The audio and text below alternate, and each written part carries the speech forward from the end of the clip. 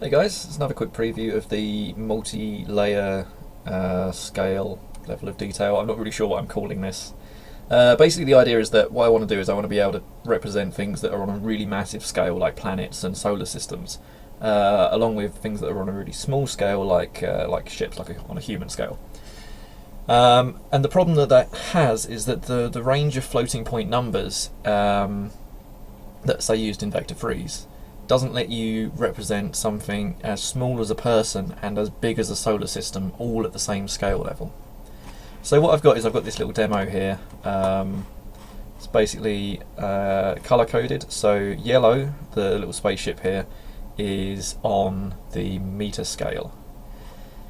So one unit in one game unit, one Unity unit, is 1 meter, right? The blue cubes, which are just asteroids here, 1 unit is 1 kilometer, and the red spheres, 1 unit is 1,000 kilometers, which is a little bit big for a planet, but you know, whatever. So if I just minimize this, we can have a look at roughly how it works. So what I've got this map, and this contains a camera and then 3 levels of detail.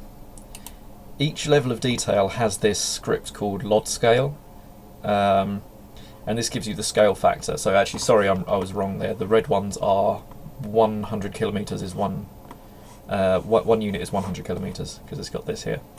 So the blue ones scale factor is 1, which means that 1 unit is 1 kilometer in this case because I'm using kilometers as my main unit. And then LoD 3 scale factor is 1,000, so every unit is 1,000. So every unit, sorry, is 1 meter. So this is basically the scale factor is what we're multiplying the units by to work out how big they are in game world. So the other thing that it has here is each level of detail has a camera, and each level of detail is on its own layer. So you can see level of detail 1 is on layer level of detail 1. The camera is also on level of detail 1. It, in this case, has a skybox, which it shouldn't have. It should be depth only. Sorry, I'm wrong. That should have a skybox. And the culling mask is level of detail 1, right? Each one has its own level of detail.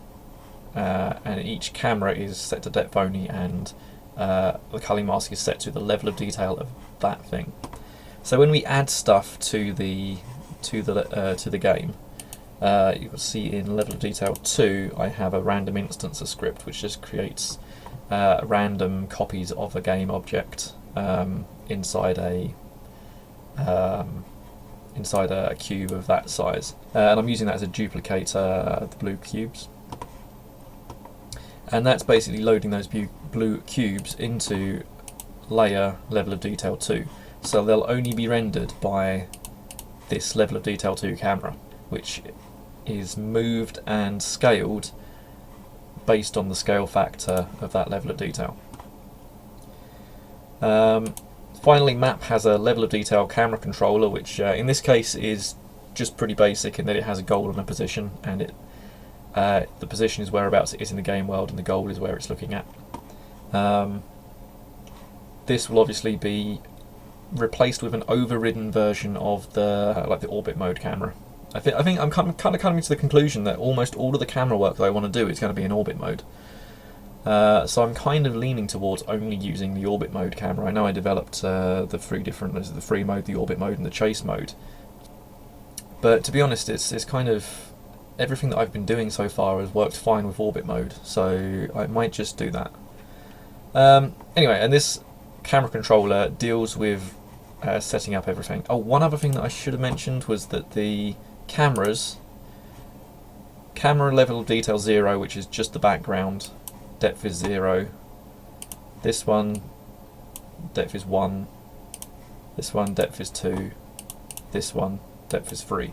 So what it will do is it will render that one first with the skybox, and then it will render that one without any background over the top of it, and you can kind of see in the camera preview view here. and then it will render this one with the blue cubes over the top of that, and then it will render this one with the ship on top of that. So it kind of layers everything up based on this depth value here. So finally, the end effect of this, if I grab the camera controller here, I can move the camera around by moving the by changing this value. So you can see as I move around the ship hits a view limit there.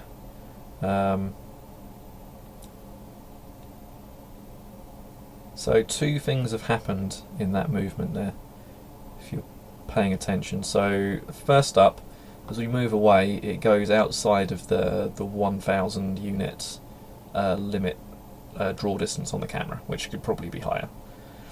So that means it stops rendering there. Now if you look in the objects the objects hierarchy here, you can see level of detail 3. If I continue moving away, that should disable. So level of detail 3 is just disabled here because I'm so far away from it now. Like I've zoomed out so far that I don't even want to compute any of the stuff on the ship anymore. Now in the game this will be a bit more clever because the AI for the ship wants to still be running, but all the graphics and turning turrets to face things and that sort of stuff doesn't want to be running.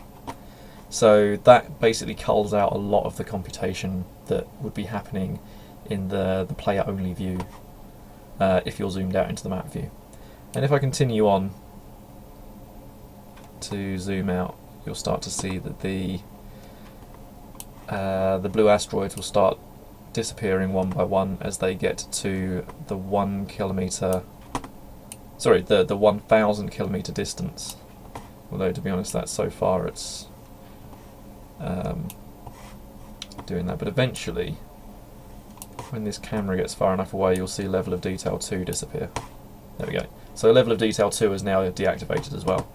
And if I keep going, so if I put that to 4000, 7000, 10,000, 20,000, 30,000, 60,000, 100,000. Level of yeah, okay, so 100,000 level of detail 1 disappeared. And if I scroll back there, oops, wrong way. It should pop back in at some point.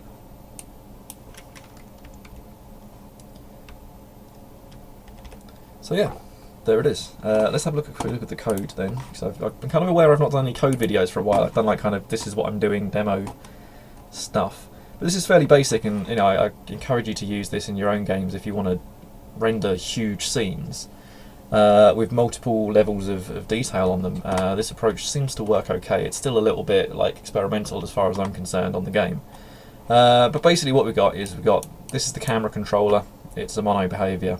We've got 2 vectors, which is the goal and the position. And then we've got a list of cameras and a list of scales. So the first thing we're doing is we're setting up the default values here.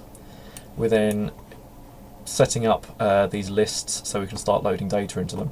And then we're going to go through and we're going to find all of the cameras and all of the scale factor, all of the LoD scale components, and we're going to start loading in data that we can use for computation.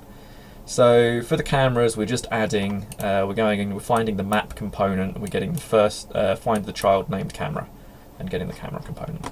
And then we're getting the level of detail 1, finding its camera, getting its camera component. So that's basically getting us the background camera and all of the extra cameras. So basically what we've got is we've got the cameras and we've got the scales that we want to modify them by. So then in our update loop, we've got for every camera. So this is just looping through the list of cameras. We're going to work out the scale position by multiplying the position by the scale. We're going to get the scaled goal by multiplying the goal by the scale for that camera. And then if it's over 2000, we're not going to render it. We don't want to compute it at all even. So what we're doing is we're getting the parent game object, which is the level of detail empty game object for in the hierarchy, and setting it to active. Setting it to inactive by using set active false. So what that's doing is that just takes that whole level of detail and stops computing it. Stops doing update loops, stops doing renders, and so hopefully in the case of in the case of like my game, where that's going to be like doing projectiles and particle effects and all sorts of stuff, in the map view or the tactical view we don't want that. We just want to have like a basic, we want the AI to run, but we don't want all of the particle effects to run, so we can turn those off. And then what we're doing is if it's not outside of the scale, then we set it back to active as true, and then we're basically taking the position and setting it to the scaled pos, and the transform and setting it to the we're setting the position of the camera to scaled position, and then we're using transform look at to look at the scaled goal, and that's pretty much it. Yeah, okay, so that's that. That's pretty simple. Level of detail scale is that. It doesn't even need those. And that's how I'm gonna deal with multi-scale, basically rendering small scale things and massive scale things at the same time in the same scene. Okay, sorry, I kind of dribbled off at the end there. I'll probably edit that bit out a little bit. Great, thanks for watching, and I'll see you in the next video. Thanks guys, bye.